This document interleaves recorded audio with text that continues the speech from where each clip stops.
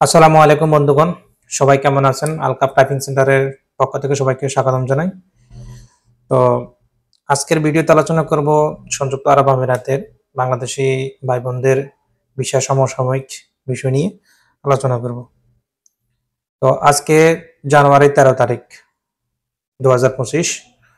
এখনো পর্যন্ত বাংলাদেশের জন্য নতুন ভিসা, বিশেষ করে normal, transfer visa, outside country visa, visit visa এখনো পর্যন্ত বন্ধ আছে। শুধুমাত্র ইনসাইড কান্ট্রিতে হাই প্রফেশন অর্থাৎ যেগুলা ডিগ্রিধারী সার্টিফিকেট আছে, ইউনিভার্সিটির সার্টিফিকেট আছে, শুধুমাত্র তাদের জন্য ভিসা ওপেন হচ্ছে, তাদের জন্য খোলা। তারা চাইলে এক কোম্পানি থেকে ক্যান্সেল অন্য কোম্পানিতে যেতে পারবে। আদারওয়াইজ নর্মাল কোনো ভিসা হচ্ছে না আপাতত। আজকে কয়েকটা দিন অনেক নিউজ দেখতেছি, কেউ বলতেছে হচ্ছে, কেউ বলতেছে হচ্ছে না।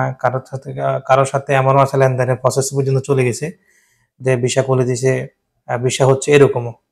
কালকে আমাকে দুজন ফোন করে বললো যে ভাই ট্রান্সফার ভিসা হচ্ছে, একটু চেক করে দেখেন। আমরা বললাম কিছুদিন আগে চেক ইন করলাম, নর্মাল ভিসা হচ্ছে না, শুধুমাত্র হাই প্রফেশন ভিসা হচ্ছে। তো এই জন্য আজকে ভিডিওটা করা মূলত যে সমসাময়িক বিষয়গুলো নিয়ে আলোচনা, অর্থাৎ বাংলাদেশের ভাই বন্ধুদের জন্য আপনার ভিজিট ভিসা, নর্মাল ভিসা অর্থাৎ আউট অফ কান্ট্রি কোনো ভিসা এখনো পর্যন্ত খুলতেছে না, বিশেষ করে ফ্যামিলি ভিসা সহ এখনো পর্যন্ত কোনো আপডেট নাই। তো যখন আপডেট হবে অবশ্যই আপনাদেরকে জানাই দেবো ইনশাল্লাহ। আর সর্বশেষ আরেকটা বিষয়, যাদের আইএলও ইন্স্যুরেন্স আইডি দিয়ে চেক ইন করে দেখবেন, বা কারো কাছে আগে করছেন যাদের কাছে ফেফার আছে চেক ইন করে দেখবেন লাস্ট ডেট কবে।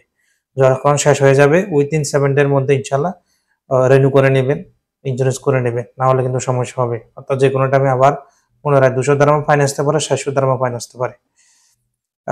যারা একেবারে প্রথম ইন্স্যুরেন্স করে না তাদের জন্য 400 ফাইন, যারা একবার করছে রিনিউ করে নাই বা টাইম ওভার হয়ে গেছে তাদের জন্য 200 দিরহাম ফাইন।